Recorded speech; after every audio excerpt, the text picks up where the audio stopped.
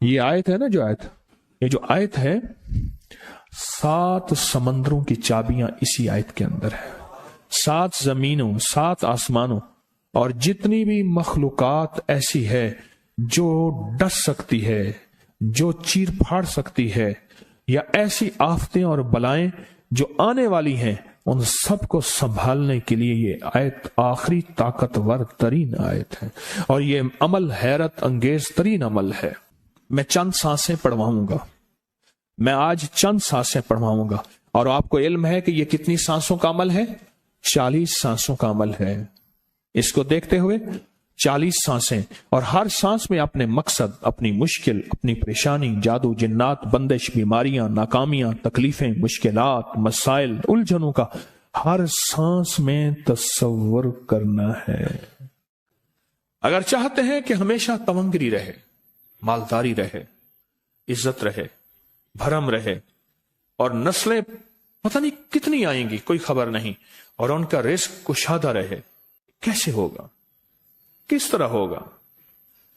تو اس کا واحد حل اور اس کا واحد راستہ صرف یہی ہے. اپنے مالوں کو سوچیں، یہ میرا مال اللہ نے دیا ہے. میرے والد غریب تھے، میرا دادا غریب تھا، یا میرا والد مالدار تھا، یا میرا دادا مالدار تھا. آج اگر ان کی جائیداد اور چیزیں مجھ تک پہنچی ہیں تو ان کے پاس راز کیا تھا؟ یہ ضروری ہے. میرا ایک اور پیغام بھی سن لیجیے گا. یہ ضروری ہے کہ اپنی نسلوں کو فقیر اور غریب اور منگتا چھوڑ کے نہیں جانا. جتنی استطاعت ہو ان کے لیے اتنا جائیداد، پراپرٹی، مال، کوئی رزق کو چھوٹا سا چھوڑ کے جانا ضروری ہے. اپنی نسلوں کو خالی چھوڑ کے نہ جانا. اگر وسائل ہیں، حلال کے راستے ہیں، اگر نہیں ہیں تو کوشش کرتے رہیں. اللہ کا مال اللہ کے ذمہ ہے، اللہ کا نظام اللہ کے ذمہ ہے. یہ آپ اگر اپنے پاس کچھ مال رکھتے ہیں، کچھ جائیداد رکھتے ہیں، سونے جواہرات رکھتے ہیں، یا کچھ چیزیں رکھتے ہیں، اگر آپ رزق حلال میں سنبھال کے رکھا ہوا ہے اور سال کے بعد ان کی زکوٰۃ دیتے ہیں اور رکھتے ہیں، تو یہ حرام نہیں ہے، اسباب کے موافق ہے اور توکل کے خلاف نہیں ہے. ایسا کرنے سے آپ گناہگار نہیں ہوں گے. ڈھاکہ میں ایک بازار ہے، اس کا نام خانم بازار ہے. خانم رئیس اعظم تھا، رئیس اعظم، پر اس نے زکوٰۃ، عشر، ہدیات، صدقات کے لیے اپنا مال محفوظ نہ کر سکا. بہت رئیس تھا. اس کے بارے میں تھا کہ 40 دن تک اگر گھوڑی دن رات دوڑتی رہے، گھوڑا دوڑتا رہے تیز رفتار، اس کی جاگیر ختم نہیں ہوگی. 40 دن 40 راتیں، 40 دن 40 راتیں ختم نہیں ہوگی.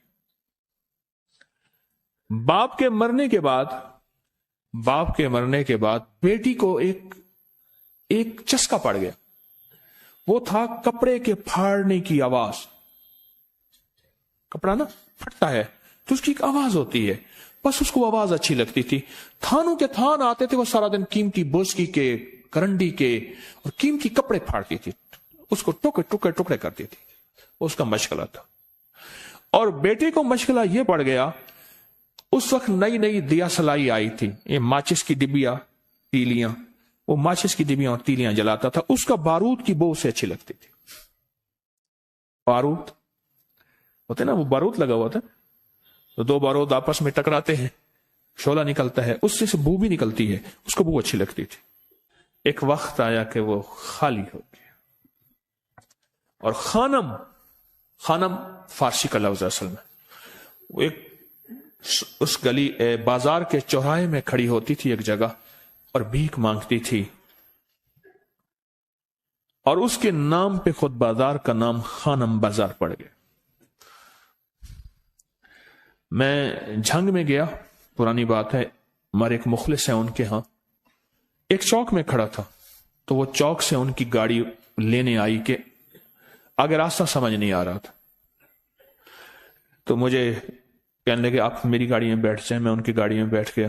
مجھ سے کہنے لگے یہ جو چوک ہے نا، فلاں فلاں، میں نام نہیں لیتا، فلاں فلاں، اس کی اتنی جاگیر تھی کہ 3 دن 3 راتیں گھوڑی دوڑتی رہتی تھی، ختم نہیں ہوتی تھی. اور پھر ان کی نسلوں میں کوئی ایسا آیا اور خود اس کو کوئی ایسی چیز پڑ گئی کہ ایک وقت تھا اسی چوک پہ کھڑے ہو کے بھیک مانگتا تھا. اور ایک دفعہ سخت سردی تھی، بھیک مانگ رہا تھا، سردی میں ٹھٹر گیا اور ٹھٹر کے تو میں چھپ گئے جیسے آج کل سردی ہے. رات کو وہیں مر کے پڑا تھا. صبح اٹھایا، کچھ لوگوں نے چندہ کر کے کفن دے کے دفن کر دیا. میرے حضور کا فرمان ہے اپنے مالوں کو زکوٰۃ کے ذریعے محفوظ کرو، محفوظ کر لو. اگر محفوظ نہ کیا، نسلوں میں فقر اور فاقے، غربت، تنگ دستیاں، فقیری اور منگتا ہونا نسلوں کو دیکھے جائیں گے. پھر نسلیں کہیں گی پدرم سلطان ہمارا باپ، ہمارا دادا بادشاہ تھا، جاگیردار تھا، مالدار تھا. ہمارے بڑے بتاتے ہیں زندگی بھر کے لیے فقر، فاقہ، غربت اور تنگ دستی سے بچے رہیں. غیب سے اللہ کا نظام ایسا چلے گا، ایسا چلے گا، ایسا چلے گا. اللہ سارے بھوکے ہوں گے، سارے پیاسے ہوں گے، سارے فقیر ہوں گے، سارے منگتے ہوں گے. اللہ تجھے کھلائے گا بھی صحیح، پلائے گا بھی صحیح، سلائے گا بھی صحیح. عزت کے تکیے، عزت کے لقمے، عزت کے جام، عزت کے جام. مالک بن دینار رحمت اللہ علیہ کے پاس ایک بندہ ہدیہ لے کے آیا. اللہ کے ولی تھے. حضرت ہدیہ قبول فرمائے. آپ قبول فرما لیتے تھے، کسی کا نہیں کرتے تھے. میں نہیں لیتا، تیرا رزق حلال نہیں ہے. دیکھ کے فرما دی تیرا رزق حلال نہیں. دیکھ کے فرمایا تیرا رزق حلال نہیں. انہیں حضور حلال ہے، فرمایا نہیں ہے. تو اچھا فرمایا ایسا کر، یہ رزق لے جا جو مجھے ہدیہ دیتا ہے. تجھے سب سے زیادہ جو مستحق ضرورت مند ملے اس کو دے. دینے کے بعد پھر اس کا پیچھا کر. وہ ان پیسوں سے کرتا کیا ہے؟ اب مرشد کا حکم تھا، فرمان تھا، کیا. دیکھا تو ایک لولا، لنگڑا، اپاہج، معذور، اندھا، کانا، کپڑے خستہ حال، بالکل بے بس، اور بھیک مانگ رہا ہے. اس کا دل نرم ہوا اور کہا کہ اس سے بڑا ضرورت مند پھر کوئی نہیں ہے. اس کو جا کے مال دیا، پیچھا کیا. چلتے چلتے چلتے اس نے جا کے آگے گیا تو نہ وہ لولا تھا، نہ وہ لنگڑا تھا، نہ وہ کندھا تھا، کانا تھا، نہ وہ اندھا تھا، کچھ بھی نہیں تھا. بالکل ٹھیک ٹھاک ہو گیا اور یہ حیرت سے دیکھ رہا ہے. کرتے کرتے جا کے اس نے ان پیسوں سے حرام کام کیا. خاموشی سے آ گئے. آپ کا فرمان ٹھیک ہے،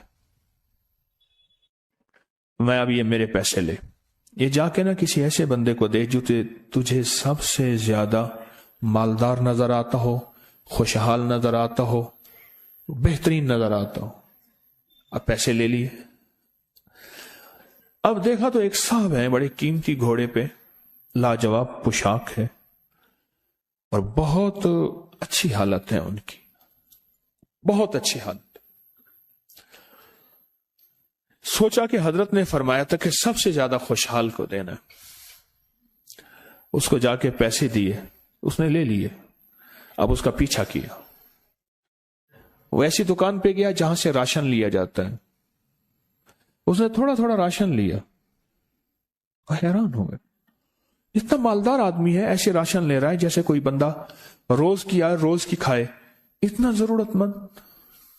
اس کا پیچھا کیا. ایک پرانی حویلی تھی، ایک پرانا محل نما ایک گھر تھا، ٹوٹا پھوٹا. اس کا جا کے دروازہ کھٹکھٹایا. ابھی اندر جانے ہی لگا تھا تو اس نے لگام پکڑ لی. اس نے دیکھا تو ہے تو وہی جس نے آج میری مدد کی ہے. کہا تجھے اللہ کا واسطہ ہے، اب مجھے اپنے حالات بتا دے. تو کہنے لگا تو نے جس کا واسطہ دیا ہے اور پھر تو نے میری آج مدد کی ہے، میں نے آج تک اپنے حالات کسی کو نہیں بتایا. میں رئیس اعظم تھا. تلک الایام نداولها بین الناس. اللہ کی طرف سے آزمائش آ گئی اور فقر، فاقہ، غربت، تنگ دستی ختم، ہر چیز ختم ہو گئی. کئی دنوں سے میں بھی بھوکا ہوں، میرا گھوڑا بھی بھوکا ہے. اور یہ میں نے کپڑے سنبھال کے رکھے ہوئے ہیں، یہ ایک لباس ہے رکھا ہوا ہے، باہر اسی لباس میں نکلتا ہوں، کسی کو یہ شک نہ پڑ جائے یہ بھوکا ہے، یہ فقر کی حالت میں ہے، یہ غربت کی حالت میں ہے۔ میرے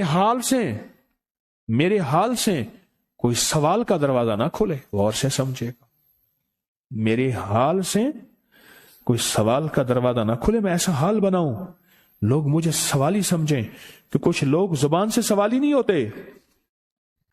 میرے آقا کا فرمان ہے اپنی بیماریوں کا صدقے کے ذریعے علاج کرو، اور صدقہ، یہ سارا واقعہ سنانے کا مقصد تلاش کرو، زکوٰۃ تلاش کرو، کس کو دینی ہے، کون ضرورت مند ہے، کون ایسا ہے جس کو بظاہر لوگ مالدار سمجھتے ہیں، اندر سے خالی ہے، کھوکھلا ہے۔ ہوا یہ ایک خیر کے کام کے لیے پیسے جمع کرنے تھے، خیر کے کام کے لیے اس وقت 24,000 تھا، بہت بڑی رقم تھی، 24,000 مجھے چاہیے تھا۔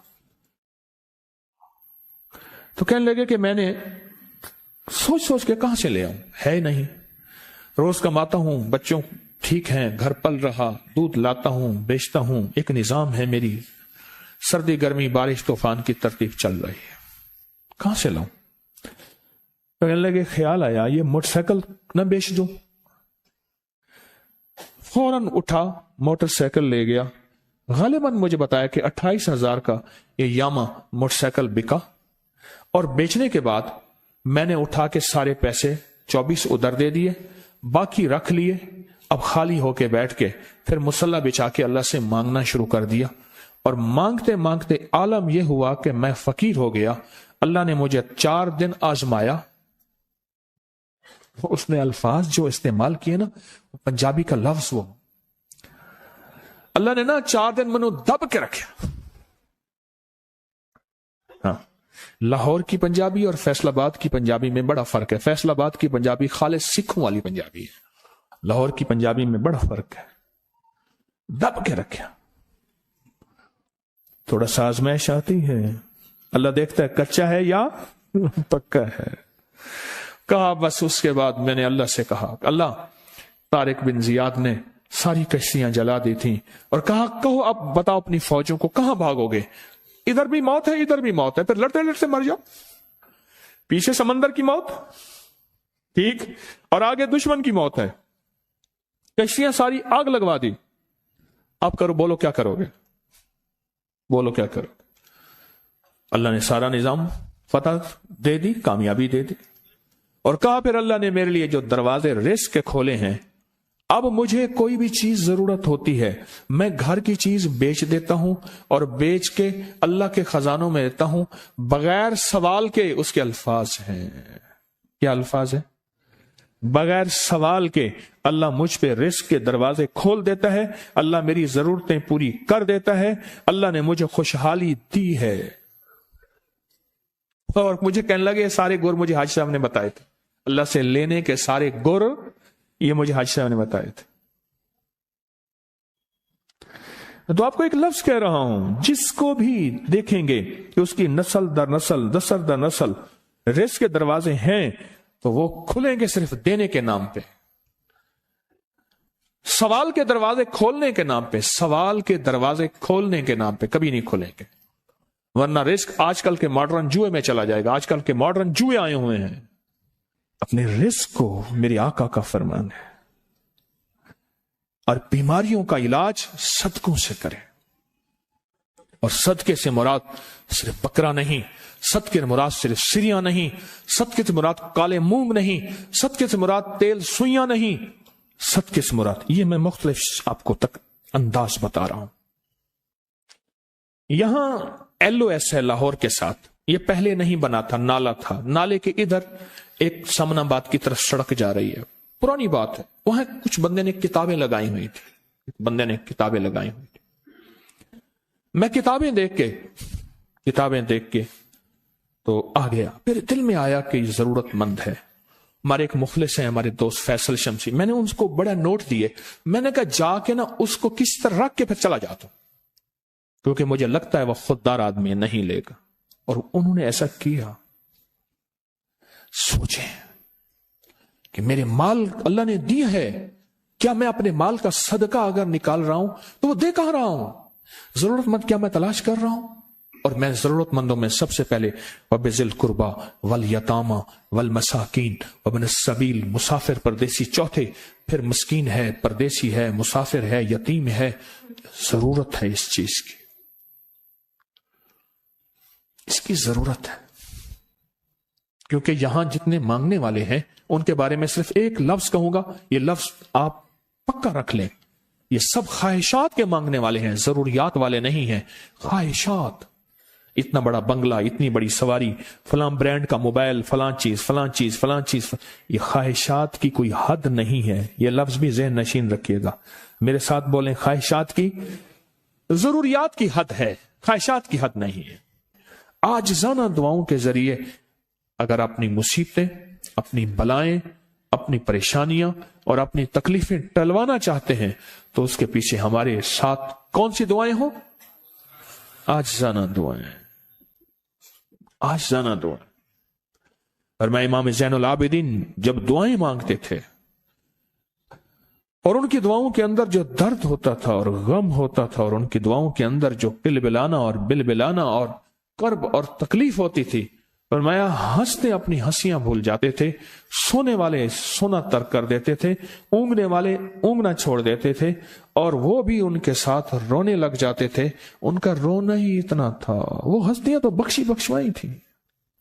اور ان کا نام زین العابدین, نام تو ان کا علی ہے, زین العابدین پڑا اس لیے عبادت کرتے کرتے کرتے وہ عبادت گاروں کے امام بن گئے.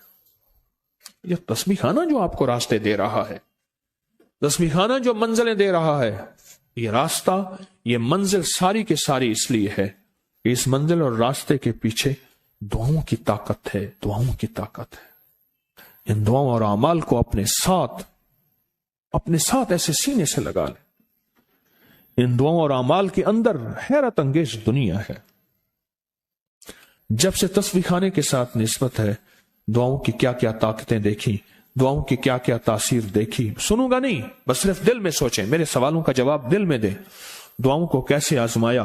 خود ہی تو کہتے ہیں فلاں وظیفہ پڑھا یہ ہوگا, فلاں عمل کی, یہ دعائیں تو ہیں ساری. کیا ہیں ساری؟ میری حدیثیں, میرے آقا کا فرمان دعائیں, سارا قرآن دعائیں, ساری تسبیحاں دعائیں, اور سارے دل سے گڑ گڑانے والے لفظ وہ جس زبان میں بھی ہوں, جس کلام میں بھی ہوں, وہ سب دعائیں ہیں. اللہ کو یہ مانگنا پسند ہے. اللہ کہتا ہے پھر وہ مصیبتیں جو کھجور کے درختوں سے نیچے آ چکی ہوتی ہیں, میں ان کھجوروں کو بھی, ان درختوں کو بھی, ان مصیبتوں کو بھی ٹال دیتا ہوں, اور وہ مصیبتیں جو تیری آنکھیں نے دیکھ چکی ہیں ان کو بھی ٹال دیتا ہوں, اور وہ بلائیں آفات جو زندگی میں تیرے سامنے ہیں ان کو بھی ٹال دیتا ہوں. یہ ساری بلائیں اور آفات اور یہ ساری تکلیفیں میں اس وقت ٹال دیتا ہوں جب تیری دعاؤں کی طاقت تیرے سامنے آ کے کھڑی ہوتی ہے. کیونکہ دعاؤں کی ایک طاقت ہے, دعاؤں کی ایک تاثیر ہے, دعاؤں کا ایک حصار ہے, دعاؤں کا ایک کوٹ ہے, اور دعاؤں کا ایک قلعہ ہے, اور دعائیں ایک ڈیفنس وال ہیں, اور دعائیں حفاظت کا نظام ہے. اور دعاؤں سے آفتیں, بلائیں, مصیبتیں, تکلیفیں ایسی ٹل جاتی.